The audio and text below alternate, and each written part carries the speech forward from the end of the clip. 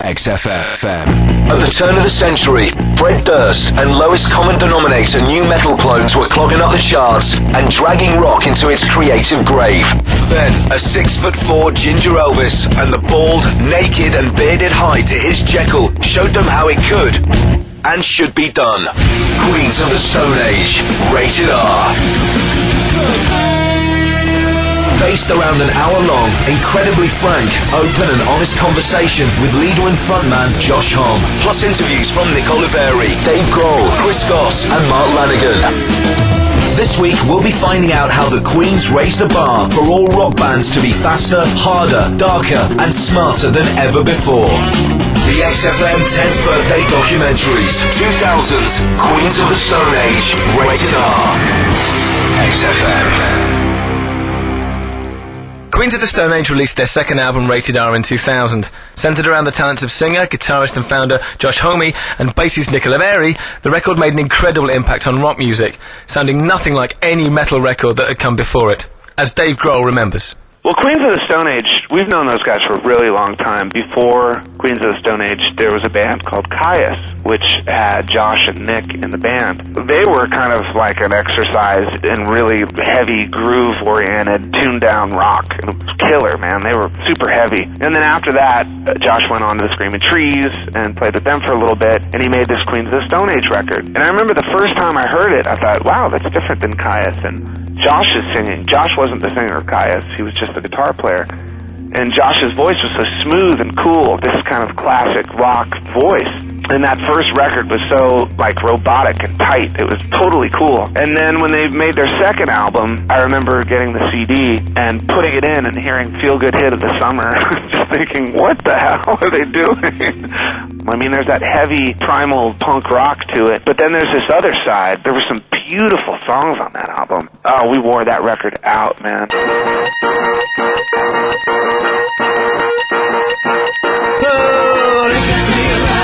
I'm Matt Everett and you're listening to XFM, and this is the making of Rated R by Queens of the Stone Age.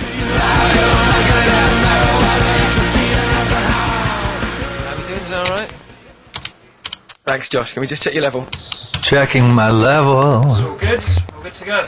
Okay. So the first Queens album came out in 98, small indie label, made a bit of an impact and kind of established your sound. For the second one, the lineup changed. Nick Oliveri joined, who played bass in Caius with you. What were your ambitions for the album that kind of followed for the second Queens album? I really wanted to sort of wean our audience onto the idea that we were going to play everything, and so after the first record it was sort of like establishing a new sound for myself, and then the second record was about sort of fanning out the music and introducing the strange. Moving away from the heavy metal template.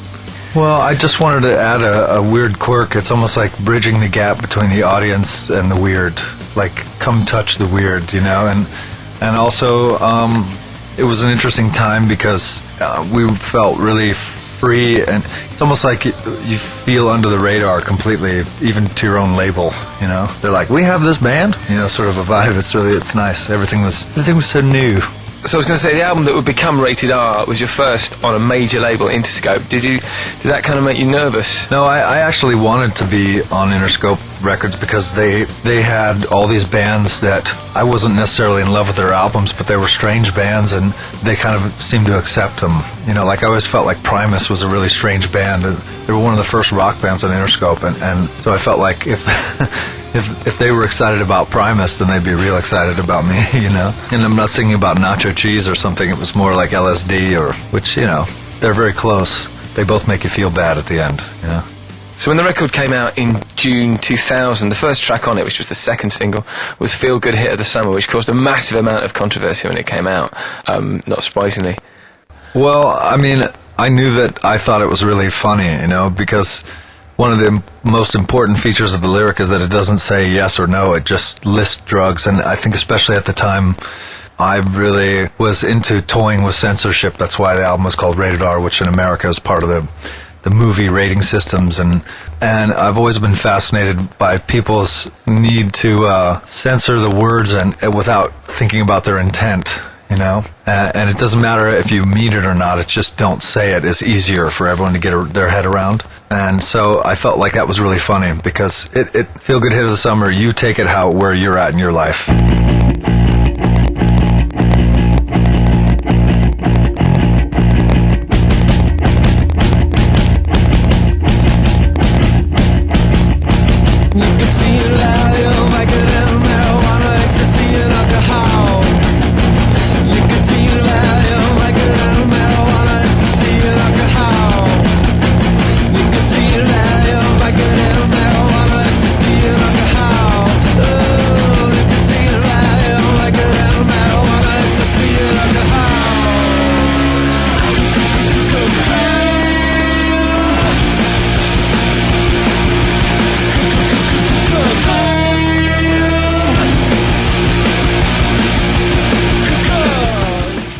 I've had every version of interpretation of that song, and it's like walking into a room and saying like boobs without saying anything else. People just go like, you're going, you know, if you have the guts to just stand there in silence after any word, you know, you get to see what happens.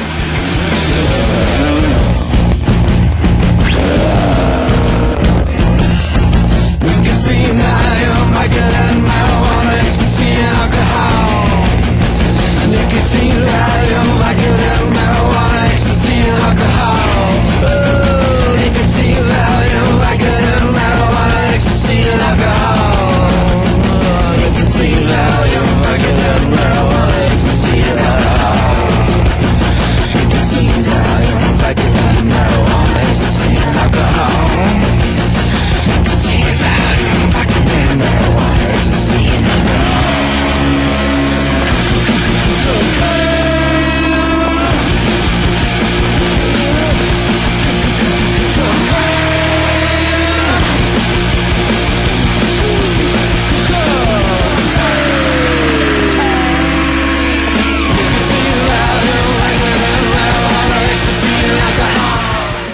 It's interesting because in the UK, where you toured a lot after the album came out, people didn't react with kind of horror. They kind of got the irony, went, okay, it's kind of funny.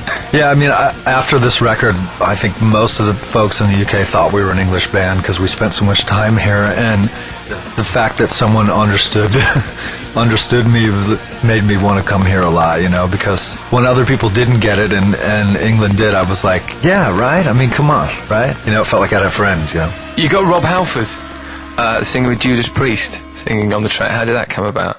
He was literally just standing in the studio next door, about ready to record, and it just added to the irony. You know, I think lots of times people confuse opposites with irony, but it seemed like true irony for us to have Halford, and he said, we write the lyrics down, and he hadn't heard the song. He'd agreed to do it without even knowing what it was, and on a piece of paper I just wrote, you know, nicotine, Valium, Vicodin, marijuana, ecstasy, alcohol, and cocaine really big in capitals.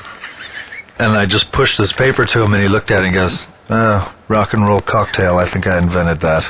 And so we got on great. He's such a lovely guy, you know.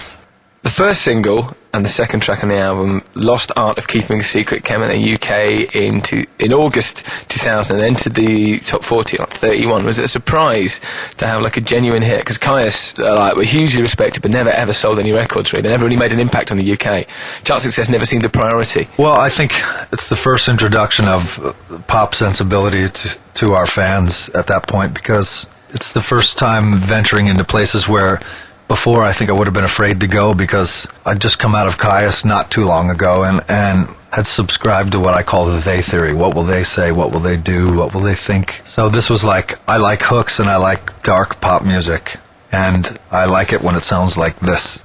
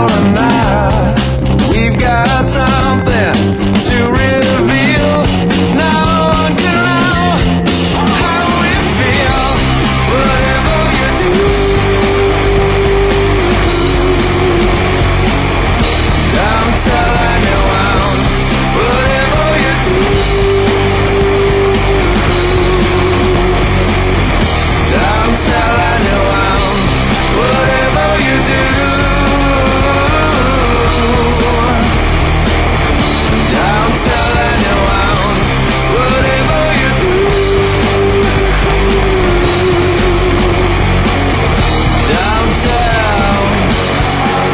I think you already know how far I go not to take.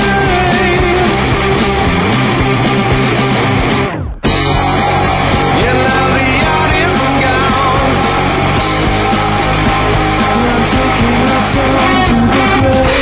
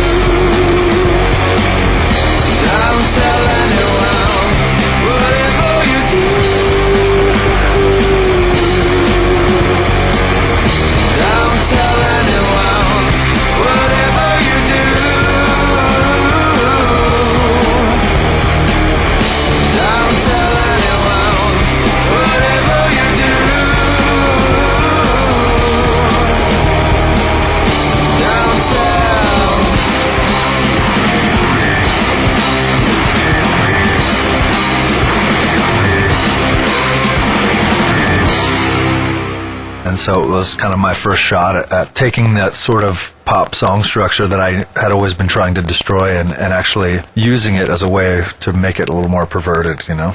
It's a quite inane thing to ask, and I hate doing it, but what's it about, you know? Or can you tell us, how do you approach writing it? That's maybe a better question to ask. How did you approach writing a song like that? Well, I think I'd been dealing with the fact that it's not very difficult for me to keep a secret. It involves less work. It's about not saying anything. And I kind of felt like in the culture and around me that people just couldn't hold it in. You know, it's just like, I know something and I have to blurt it out now. And especially when it came to trysts and flings and this and that, you know, I sort of just, it felt very poignant for the moment, you know. Whatever you do, don't tell anyone, you know. So when the album came out in June 2000, it really did make an impact. Did you expect people to clutch it so readily to their bosom?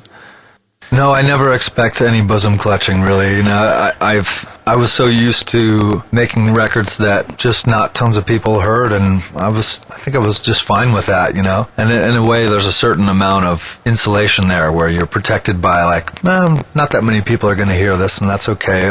Maybe they should, but they just don't, you know. I think it's a little bit tougher when lots of people are supposed to hear it, and then if they don't, you know, that's a different sort of pressure, so. The track Leg of Lamb, I think it has more in common with like art rock bands. It's more kind of like a Wire or a Devo thing. It's a really big left turn for the Queens, even, you know, sort of compared to the other tracks on the album. Yeah, and it's crucial to, like, letting people touch the weird in the dark, you know, because Leg of Lamb I always thought of as like, wow, this is a proper pop song with weird slathered all over it like jelly, you know, and it was such a declaration of independence lyrically too. It was don't want to end up behind the glass window, you know, just like another sellable meat product, you know. You're a head case with a smile. Can't stop to make up your mind. Education is so lame. When you bitch and you moan, you're a loose girl, I'm a guy. You're a truth freak with a lie. The situation is so strange. It's a TV show.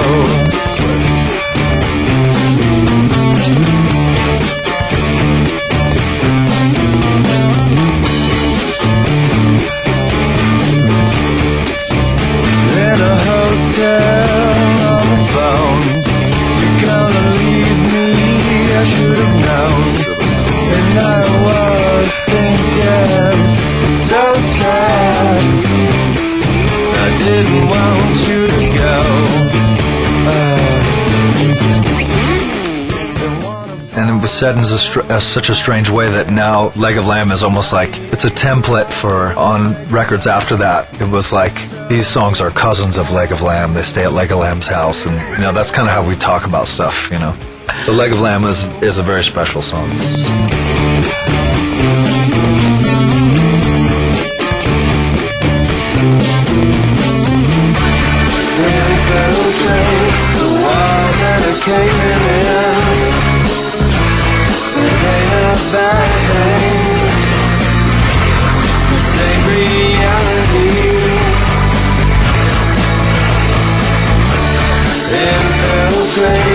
walls are caving in. It ain't a bad thing, because it is natural.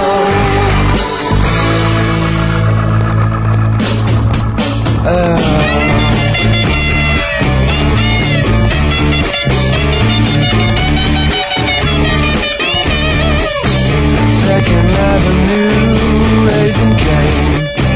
I'm a sinner, ring my bell. I tell you what, I'd get up if I knew I fell. Nick only appeared on the first Queen's album as like a little phone message at the end of it. Hey John, this is Nick Oliveri. Saw what he said last night. But on this one, as well as playing bass, he sings on a couple of tracks. But you were both... Josh kind of had I think what it was he didn't want to be the only singer, you know? He didn't want to sing, I don't think, at first, you know? I think he kind of was a little standoffish about his voice, maybe, or something, I don't know. He asked me to sing some songs, you know? I was like, yeah, I'll do it, you know? I was into it. But you were both seen, the pair of you were very much seen as being the band. It seemed, maybe oversimplistically, that Nick was kind of the aggressive yin to your more serene yang. Was that actually the case, or was that just kind of people's interpretations of your roles and your personalities?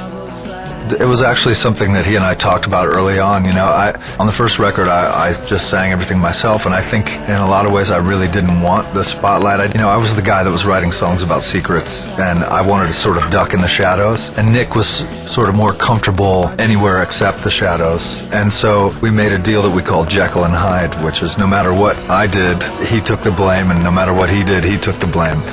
The English... I don't do anything different than anybody else, I don't think. I think I just got caught a couple times. I just got seen doing things, I guess. I don't know.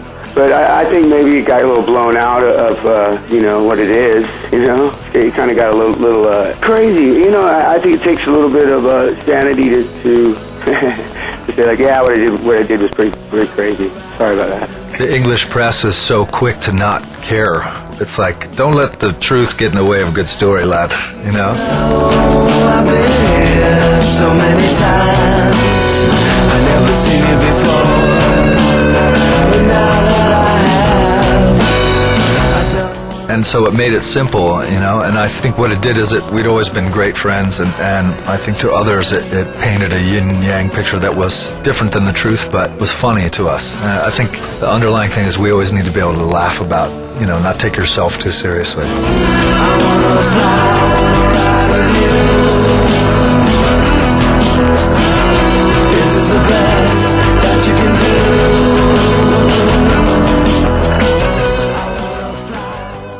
XFM.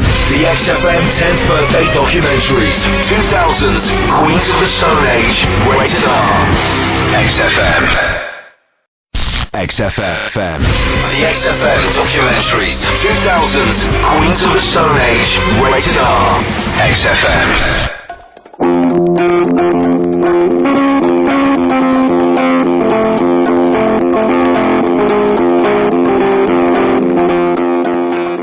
The next track, Better Living Through Chemistry, that's really going to help. A title like that's really going to help dispel this myth that you're like a bunch of narcotic maniacs. This was before every time we were supposed to do a photo shoot, it wasn't always in front of a drugstore sign or something retarded like that, you know?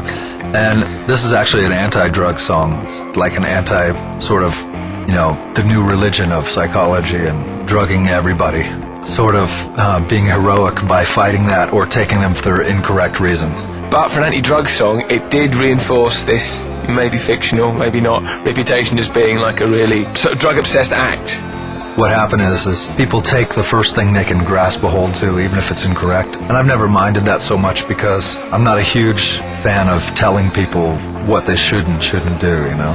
But for me, this was like more of a declaration of, look at everybody. Hi, zombies.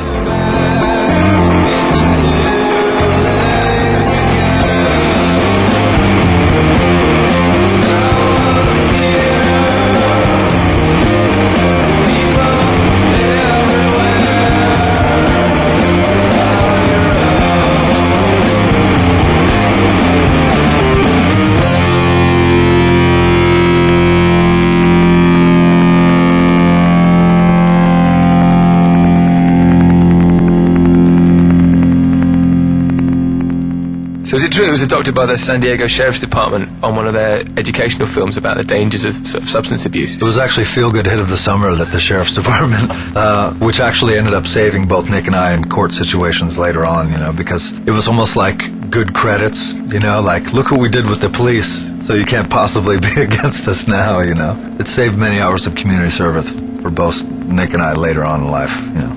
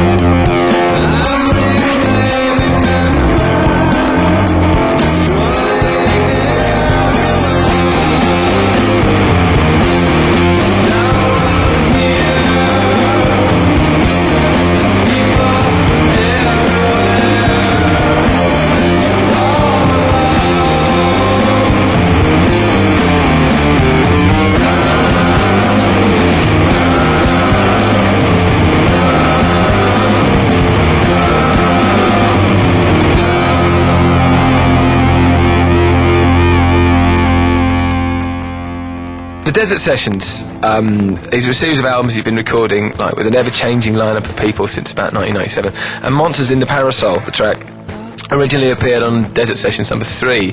How does that project kind of relate to Queens?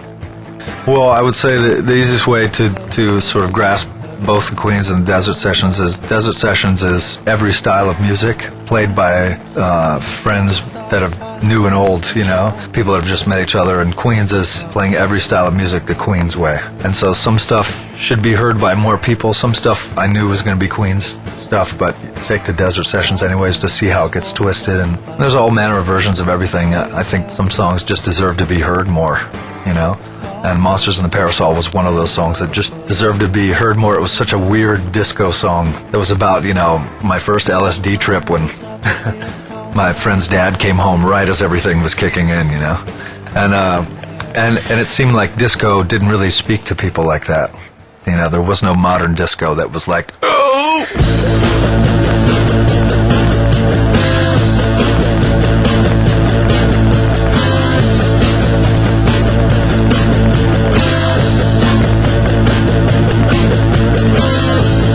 Walls closing in again.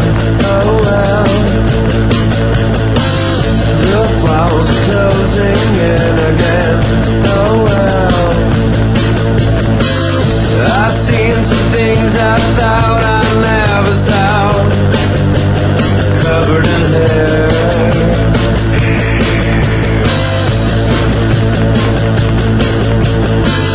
Paul's dad is warped and bubbling. Oh well. Paul's dad is warped and bubbling. Oh well. My mind is up here on another wave, covered in hair.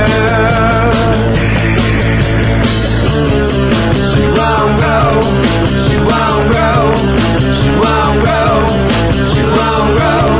She won't go. She won't go. She won't go.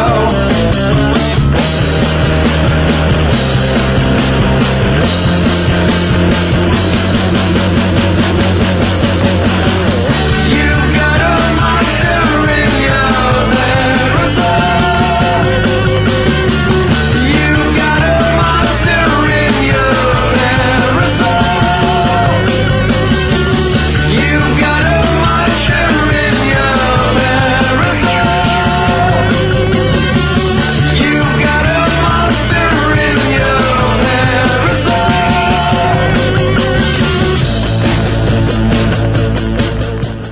There's some really strange imagery on that track.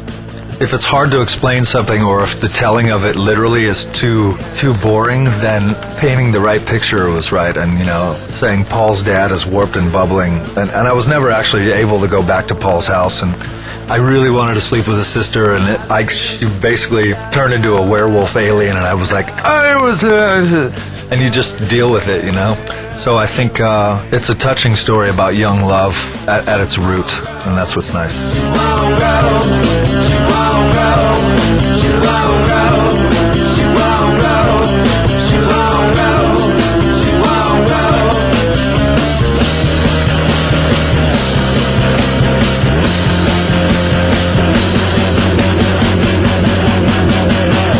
You got a monster in your parasol. You got a monster in your parasol. You got a monster in your parasol. You got a hole in you I never saw. In your parasol. In your parasol. In your parasol. I don't even know what I'm doing here. It was also massively at odds with the new metal scene at the time. I think that's one of the reasons that the UK kind of got the record, because Limp Bizkit and everything, everyone kind of liked that in the UK, but we didn't really respect new metal, I think, as a genre in the way that a lot of people in the States did. Yeah, I mean, it's like wearing giant shorts. It's just after a while you realize it's lame. I think it's a different approach to music for sure, and it's definitely one that I've never taken as far as doing new metal. But yeah, I think it was a breath of fresh air maybe to have just some straight rock and roll. I've taken it where when the music scene is particularly bad, I always feel particularly comfortable, because it's sort of like the people around you, their records push yours into glaring relief. I mean, if the alternative was people trying to sound like us, I would probably be a little more miffed about it, I never felt like, what are we going to do because of the bands around us, It always felt like they were helping us with each note, Did you ever have any run-ins with the new metal scene when you were touring with them at the same time? Yeah, here and there. Queens has always had sort of a vibe that's, it's not overly macho like that stuff is. But for some reason, we've always also had a reputation that's preceded us a little bit. We don't have anyone under 6 foot tall, and, our bluntness has always been one of our funniest aspects to our sense of humor, is the willingness to say something that other people won't, So, the run-ins were short. and to the point, quick and to the pointless. Chris Goss co-produced the record. Chris had produced all the Kyuss records, and he and I just struck up a friendship that still goes to this day, and it's just a working relationship. We met at one of the early Kyuss shows. He was, I think, like 17 years old at the time. I was just curious as to what they listened to that made them sound like they did. At the time, in the early 90s, metal at the time was being recorded very thinly and staccato and this uptight anal. To me, they sounded like grasshoppers playing cymbals. It sounded like a teenage boy that couldn't get laid writing songs. And but Kyuss was swinging and low, sexy and dirty and slithering. You know, I stepped in because I didn't want some metal producer to come in and make them sound thin, and I thought they really needed to sound like they did. Working relationship where it's with Kyuss, Chris almost put like a cake cover over it where we were protected from the outside world and we could experiment. And by the time we did Rated R, it was really about having your friend come over and sharing, and look how bizarre this record's about. We always push as far as we'll go. I think it's just out of sheer boredom. I mean, who would want to go out to dinner and get potatoes for an appetizer and potatoes for an entree and potatoes, potato salad and then a potato dessert. Every song, it has to change up in my mind anyway, to keep interest and some kind of aesthetics at play during every song. Recorded it in Van Nuys, California, which is where they make Budweiser and porn. Yeah, so it's an exciting place, and it was an exciting time. It's really strange to have a number of different singers on one record. It's still quite weird because not that many bands do it. Like In the Fade, which has got Mark Lanigan on vocals. How did he get involved? Well, I was in the Screaming Trees just to sort of as a hired gun to play. I first met him when he came to play guitar in the Screaming Trees, my old band. He was playing the songs of my old band, so I'm sure it was fairly uninteresting for him, but we became friends real quick. All the Trees couldn't stand each other, but I got along with all of them, and I got along particularly with Mark. I always say when Mark sings about toothpaste, I want to brush, His voice is so individual, and I really love the Cupid role of life, introducing someone to someone else. And I felt like, God, I want to reintroduce the world to Mark, and I knew that we could get him to play music and songs that he never would have played before.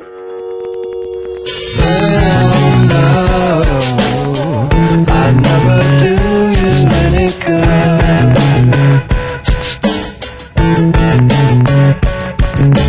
Laughing is easy. I would if I could. Don't worry, just live till you die or drown, with nowhere to fall into the arms of someone. There's nothing to save, and I know.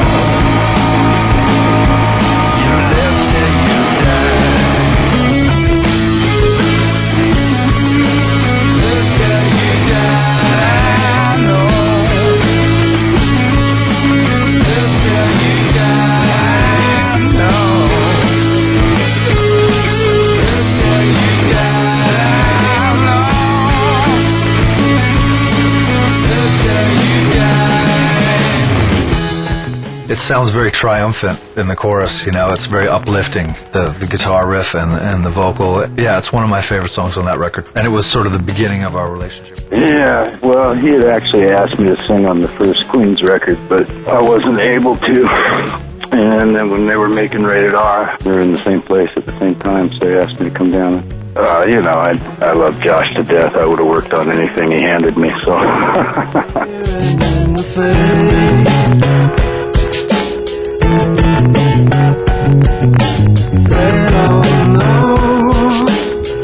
I'll never do you any good.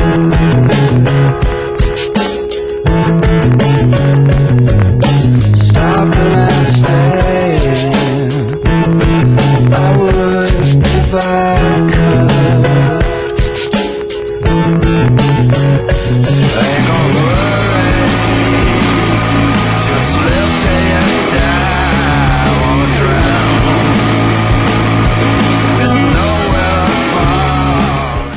consumed so many books and records and he's very choosy. He knows what his style is, even when it's songs he's never done before or styles he's never done before. It was music I had, but lyrically and working on the melody and stuff like that, it was also a way of saying this is how it is in this band, you know. We do the best ideas available to us no matter how they come to pass. You know, I thought it was catchy, it was cool. I said it's kind of a blur, but I do remember having a good time and being excited by the songs that they were playing for me. I thought it was going to be a great record, and it was, you know, very cool.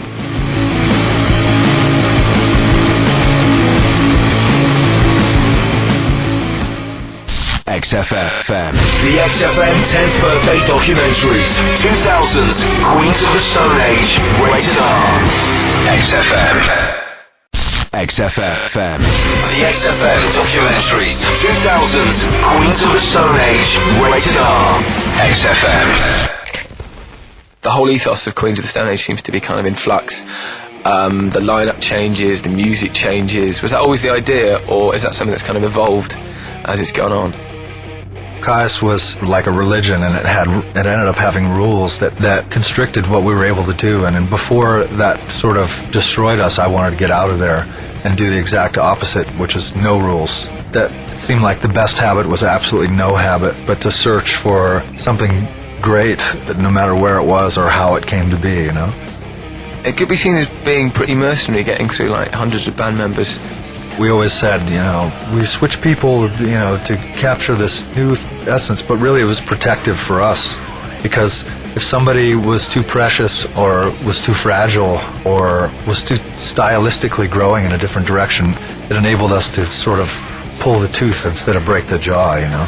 It kind of worked in a lot of ways to be able to keep growing together or, you know, do a little weeding. It's harder to shoot a moving target. Hell yeah. Especially when you're covered in oil. On the bathroom floor, gotta get out and get right.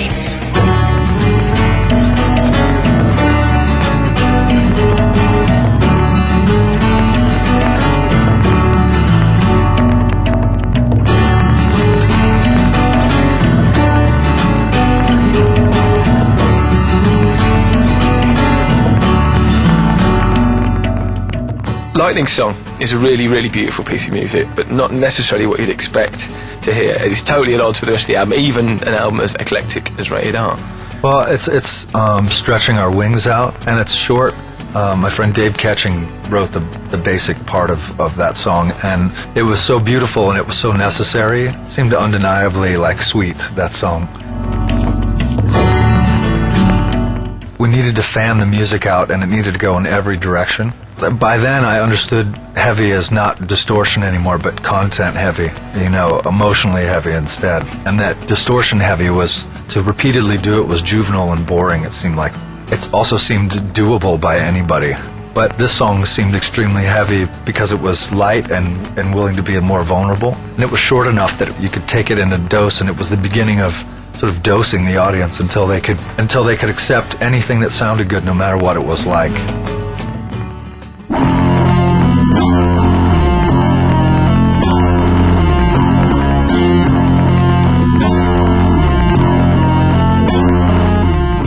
So how do you see your role within this kind of ever-changing band and the sort of sessions? Are you like an orchestrator, a director? Well, I've started reading books, oddly enough, about like Oppenheimer and the building of the atom bomb, and Oppenheimer wasn't the best scientist, and he wasn't a politician, but he spoke both languages, and so it was the right choice to sort of bridge these people together. And I really felt like we had a bunch of people around that had great skill at what the others did not, and what we really needed is just somebody to sort of get it all started, you know, and point a direction that isn't important, but at least we're going somewhere. If you're going to lead people, you need somewhere to go, you know. It's really fascinating because there aren't many groups who evolve like that. It's quite unique. The way I understood it is I wanted to be in the antithesis of all other bands, because I noticed that sort of closed off, can't do this, got to pay allegiance to people instead of music, you know. And so you get bogged down by people even when they blow it, because it's like, well, we've known them for 5 years, when really I'm like, f*** that person, they blew it, man. should do something about it, because music is above all things. It's how you express the intangibles in life, and so it shouldn't be left to like, this person has a drug problem or they don't know what a D minor is. What you should do is enjoy playing with people and grow with them, or accept that it's okay to grow apart and not be so precious about what that is. You know, you seem like a pretty moral guy. Does guilt never come into it? In the past, I've worried, like, that sounds cold, but I know it's not, because I've spent so much time trying to say, like, man, you really got to grow with us, and here, let's help. But if 2 years later someone's like, then I think you owe it to everyone else that wants to keep going, to do something about it. And so, sadly, one of my skills has always been how to wield the knife, But that's the way it is.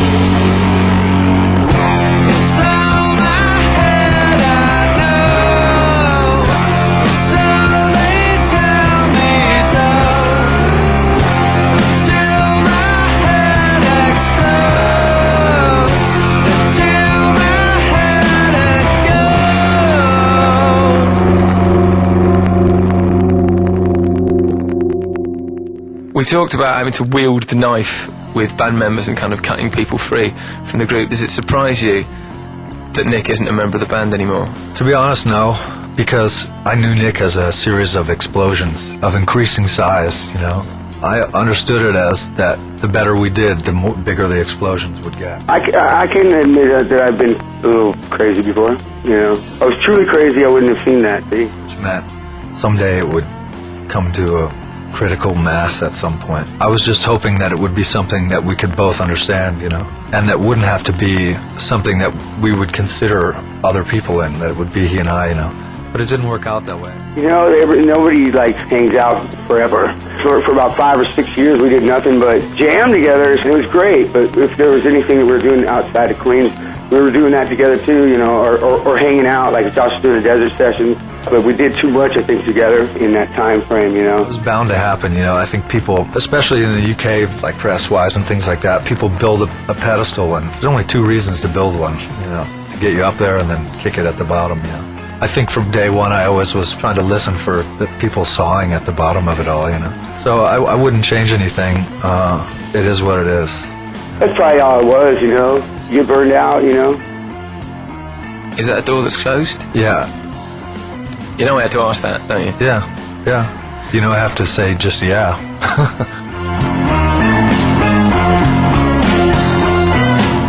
Hopefully, we'll run into each other sometime soon and have a beer or something. I don't know. I don't know about jamming anymore. I'd love to. It'd be great. But I ain't gonna sit and worry about it.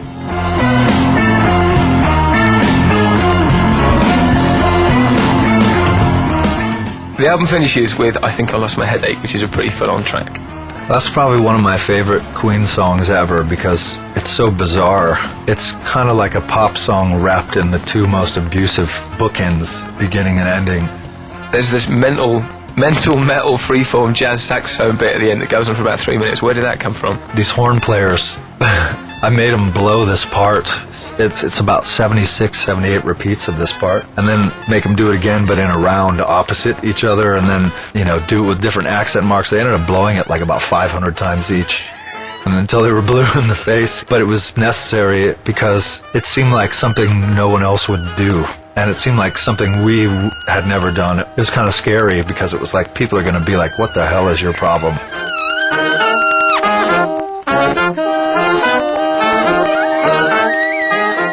At that time, a lot of my friends and I would fall asleep to records, when you go to bed, and I always wanted the end of the record to jar you loose, repeatedly tap you on the shoulder until you're like, because it is abusively long.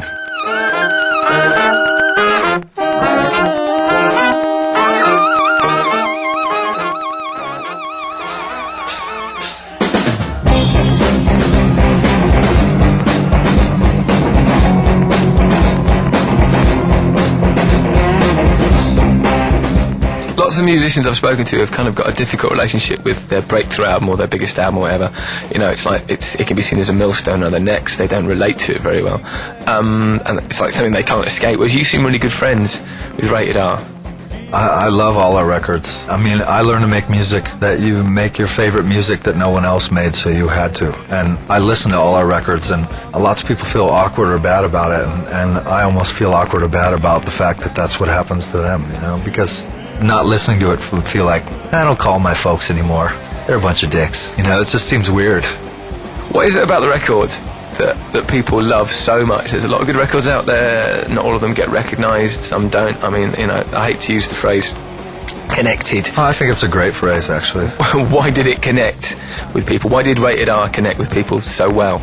I really don't know. I think so much of that stuff has to do with timing and luck. We've always been on a path. I've always been on a path, and if we ever were going to do well, we were going to bend the mainstream towards us, or they were just going to intersect somewhere for a time. And I never really expect it to last as long as it has, and so I really have no idea. It was fresh. And it was smart because of the directional turns, stylistic turns. It's not just a boring, bland heart monitor, with a flat line on it. It's not flat. It moves. And it's interesting. It was a lot of fun making that record. Nick and Josh together doing their first, major label debut since Caius. They had a lot to say and a lot to play at that moment in time, so it was a good moment in time. We just tried a bunch of different things, If somebody had an idea and it sounded like it would be cool, we'd go and we tried it, If it didn't work, it didn't work. Nobody got like, come on, man, it's my part. But yeah, we all had some cool ideas and tried a bunch of different things, and I think we all picked the best ones, the best ideas. After Rated R, they had blown it so wide open that their options were endless, that they could do anything without it seeming contrived and weird, And the cool thing about Queens of the Stone Age is that rather than it being that conventional idea of a band, it's almost like a musical commune. You can go there and you can do your thing, and it's almost like dating a hippie chick who just loves everything and everyone. Queens of the Stone Age definitely redefined the idea of being in a rock and roll band. There were lots of open doors, and I think Rated R is what set them up, to be what they are today. They're absolutely one of my favorite rock bands of all time. It's an album of paranoia and confusion, and it's full admittance of everything. I don't think we've ever held anything back. Is that all good? Yeah. Okay, we're finished. Oh, Thank cool. you very I'm much glad. for your time, man. Awesome, man. Cheers. Thank you. I'm Matt Everett. You've been listening to XFM, and that was the making of Rated R by Queens of the Stone Age. XFM. The XFM 10th birthday documentaries. 2000s Queens of the Stone Age. Rated R. XFM.